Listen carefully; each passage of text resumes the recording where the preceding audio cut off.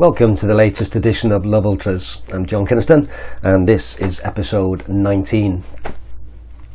I thought for this episode I would do something about dealing with injury. For those who have been watching these videos or follow my blog will know that I've had a bit of a tough time in the last 3 or 4 months since June when I had to DNF the West Highland Way race. I've not been able to run for July, August, September, October and into November. And just the last week though I have started running again and things are looking up. I've had an MRI scan which I did in the last Love Ultras to say that there's no real permanent damage and I just need to be careful in the build up. I'm going to get some new orthotics at the end of January. I saw the appointment last week, so once I've got those I feel as though I can start to pick things up a little bit. But I thought I've been thinking about really just how I've dealt with injury, and I think it's something which most runners, if not everybody, at some point in their lives does have to cope with.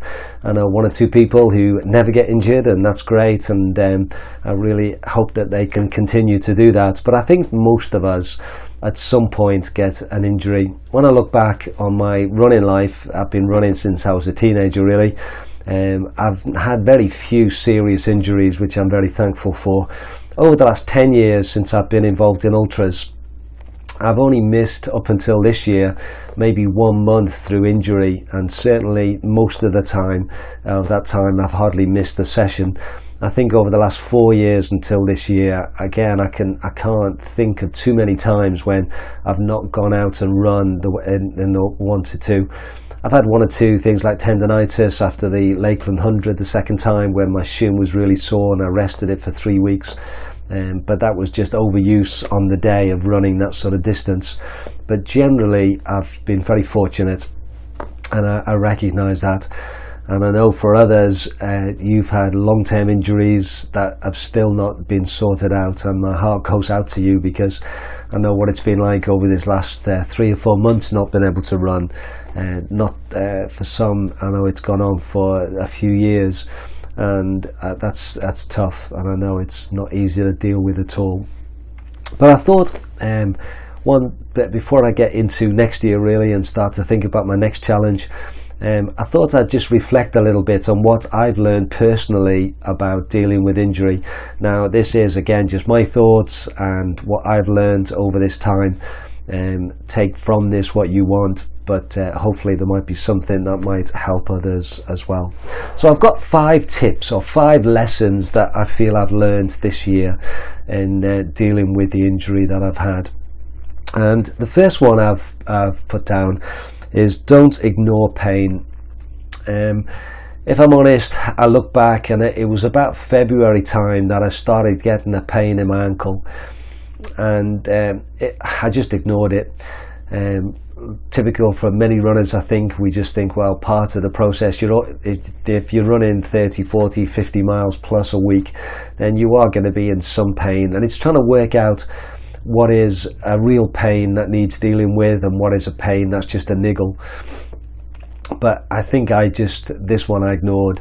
I ran right through, for I say February, March, April, May, right up until the West Highland Way race. I did the fling with this ankle being a little bit sore. I did a big 3-day run in Anglesey in preparation for the Ring of Fire in May. And I didn't really miss anything, and I think part of the problem for me with it was that it never got so bad that it stopped me running. After I'd run for a mile or 2, it eased off, and I thought, well, it can't be that bad if it eases off after a while.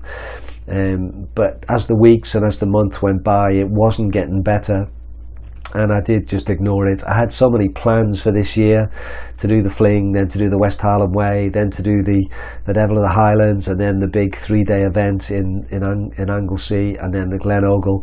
And I didn't really want to admit to myself that I wouldn't be able to do these, so I just kept on running. And I ignored it and I didn't get any help. So I think that would be my first big lesson that I've learned, is that don't ignore pain. It's there for a reason and it needs to be dealt with. And with hindsight, yes, I wish I'd gone to see Matt and earlier. Matt Williamson, the physios, helped me this year. if I'd gone to him earlier, he could have maybe diagnosed it earlier and got it sorted out sooner, so I wouldn't have been so long out. And it's certainly something which going forward I am going to try and be a bit more disciplined about. And if I do get an injury, if I do get something which is causing pain when I run, then I want to try and deal with it sooner rather than allow it to get to the stage where it got to, where I've not been able to run for 3 or 4 months. So don't ignore pain. The second thing I've put down, which is linked to that really, is to get help. And I didn't really get any help until it was at the point where I started to panic really, and that was just a couple of weeks before the West Highland Way race. I'd done a big 3-day weekend, as I said, in Anglesey, and that I'd really enjoyed it, and it had been, you know, I could feel the ankle, but it was never so sore that it stopped me running. And then I rested a week, and then I was going to do a bigger week, and I ran the Mulgai trail race, which I've really enjoyed, and that for the third time. But it was sore all the way round, and I think running at a faster pace, it's 8.5 mile race, and I was in decent shape. I felt okay, so I was pushing the pace, and it was sore all the way round. And it did concern me really that it's still sore and it's not easing off. And then I rested it for a week, and I was going to have a bigger week, but I just didn't do so much. And then I went for a run on the Saturday with Cammy, which was 2 weeks before the West Highland Way, and all the way round I could feel it, and I knew I was in a bit of trouble. So at that point, on the following Monday, I got in touch with Matt and I went to see him, and we hoped that between us we could try and sort of get away with it really, and be able to do the West Highland Way race. But looking back, I probably shouldn't have started, but hindsight's a great thing, isn't it? But the thing is, what I really appreciate, Matt has been great. He sort of was realistic with me. He didn't say I couldn't do the West Highland Way, but he said tendon, sometimes you can get away with it. But he said, make sure that if it does start to change the way you run, then maybe you need to think about whether you continue. And that's what happened in the end. But I think with an injury like that, I needed to get help earlier. And if it is because of the orthotics that I stopped wearing because they wore out, and I would have to make a new appointment to get a new pair made, then really if I'd sought help earlier, then I could have got that sorted out sooner. So I regret that really. I regret that I didn't get help when I first started feeling it, and that would have again saved me problems later on. So those first 2 hints, I suppose, come together. Don't ignore the pain and get help. And certainly, as I said, that's something which I want to try and remember for the way forward. I remember a few years ago I had a problem with my foot, and it was the same thing. I ignored it and I kept on running. I remember after that saying, I'm going to make sure that whenever I get pain in the future, that's more than just a normal niggles. I'll get it sorted out. But I must have forgot that lesson. So maybe by putting this out there on these vlogs, then maybe that'll encourage me to listen to my own advice. And if I do get anything else which is sore and it's a continual pain, then I will get help sooner. The third lesson that I've learned from dealing with injury is to cross train, and I'm glad I've done that, and I've been fairly disciplined with that. Initially we were going on holiday and to Indonesia to visit Emma and her family, and I did quite a bit of cycling and a bit of walking, so I kept ticking over with things. When I got back and I realised that I wasn't going to be ready for the races that I was hoping to do, it was going to be a long-term thing, I started cycling quite a bit more. So I would cycle to work quite regularly, there and back. And I also borrowed friend Tim Downey's elliptical, and I started using that pretty regularly. So that was something which I've enjoyed doing as well. And so I've tried to cross train, and I've tried to sort of at least keep the heart rate going and keep myself at the fit.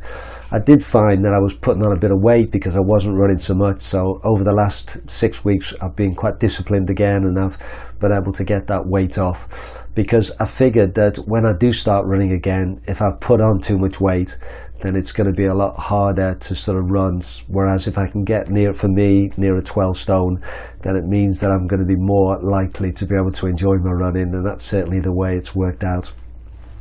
And then the other thing I've done with the cross training is that as the months went, weeks went on, and certainly the last month or two before I had the appointment to find out about the MRI scan, I started doing a lot more walking, and I found I could walk without any pain. So I was trying to walk at least 4 or 5 times a day, and a decent walk, sort of 3 miles or so, and at a decent pace. So I was walking, and then as the weeks went by, I started running within that. So I'd go for a walk, but I would run for 100 paces, or I'd run for 200 paces, and I would slowly build that up. And so over a period of about a month, I was running more than I was walking. And so by the time I got to the appointment beginning of December, and I got the all clear that there's no real damage to the ankle and you can start to build up, I was already running quite a bit within my walks, and then I'll be able to get going. And the other thing I did is I started the Markathon challenge, which is to run at least 3 miles a day or 25 minutes. And I set myself the challenge of at least 3 miles. And early on, I was walking some of that. I was giving myself the option to do that. But as the days have gone on, I've been running more. And certainly for the last week, since last Saturday, so that's a full week, I've run every day. Sometimes just over 3 miles. Today it was 4, nothing more than 4.5. And I've just tried to, but I've ran the whole thing, but at a nice comfortable pace. I'm going to build up nice and slowly. But certainly cross training, I think, has been important just to sort of keep things ticking over. I've tried to do a little bit of stretching, which I don't normally do, as part of that as well. But I'd say the main 3 things I've done is cycling, the elliptigo, and walking. And then as the time's gone on, that walking has been walking and jogging, and then back to running. So it's been a build-up. Whereas I think if I'd done nothing for 3 months and then tried to start again, it would have been a lot harder. So I'm glad I was able to do that, and to find something which didn't cause pain on my ankle, but I was able to get my heart rate up and able to do a little bit of exercise. Tip number 4, or lesson number 4 that I've learned for myself, is to stay positive. Now generally I'm a pretty optimistic sort of person, and pretty positive. I like to see the fun side of life and the sort of positive side, and so it's not been too much of a problem for me, but it's not been easy. And there were times when it just seemed to drag on, and I couldn't see it getting any better. I couldn't feel it getting any better. There'll be times when I think, oh, it's getting a bit easier, and then I'd walk downstairs and I'd realise it's not getting better. It's still sore. And there was a time maybe 6 weeks ago where I did despair a little bit, not massively, but I was concerned that maybe this is not going to get better, and I've got to face the fact that I won't be able to get running again, and maybe I need to think about just cycling and walking and not running. And I had to shake myself out of that, and I was thinking, no, I will be able to get going again. And so I think to try and stay positive for me was a big thing. I say most of the time it's been fine, and I was able to see the big picture. On my blog, one of my goals is to try and run 100 ultras by the time I'm 70. I've done 41 now, and so I've got 42, so I've got just over 50 odd to go, 58 to go, so it's got a fair number, but I've got 11 years or so it's doable if I can do 5 or 6 a year, but that's without being injured. So I'm just hoping that this year is going to be a little bit of a blip, but I'll be able to get going and achieve that goal over this next 10-11 years. But certainly trying to stay positive and trying to see the big picture. So hopefully in 2-3 years time I'll look back on this year and say, well, that was a blip. I wasn't able to do the races I wanted to that year, but look what I did the next year and the year after, and try and build up for it. So for me to try and stay positive throughout this has been a key thing. And I think part of that is actually enjoying watching others do things. Katrina's been running quite a bit this year. I've got lots of good friends. One of the ones that's I think has been a real encouragement is watching Tim Downey this year, who's a good friend. And Tim turned 60 this year, has got a new lease to life for his running. He had a great West Harlem Way and lots of PBs and lots of races. And Tim's been great, and it's been fun just watching Tim's enjoyment of how much he's got back into his running this year. and just what he's done. So following stories like Tim and lots of other friends who've had great years has helped me to stay positive and to realise that yeah, I'll be back amongst them soon, hopefully, once things settle down. And then my last lesson that I've learned from dealing with injury is to have a goal or for post-injury. And I think that's been important for me because I've wanted to have something to aim for and something to look forward to. One of the things I wanted to do is to get into multi-day racing over the next few years, to try that as a new discipline really.